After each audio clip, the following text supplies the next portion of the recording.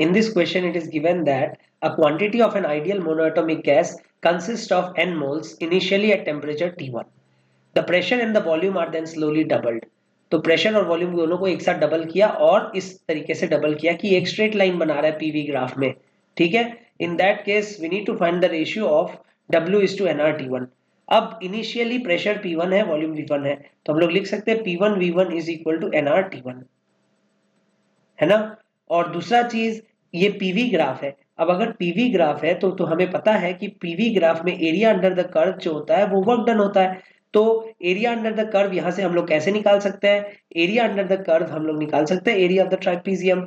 Now this length is V1, sorry this length is P1, this length is P2 and this length is V2 minus V1। तो यहाँ पे हम लोग लिख देंगे P1 plus P2 into V2 minus V1।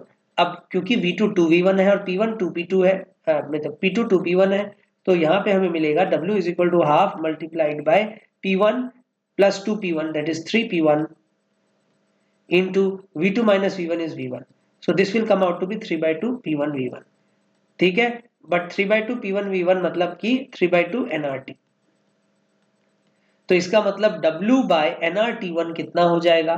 W by nRT1 will be equal to 3/2 nRT1 divided by nRT1 that is equal to 3/2, that is 1.5, ठीक है।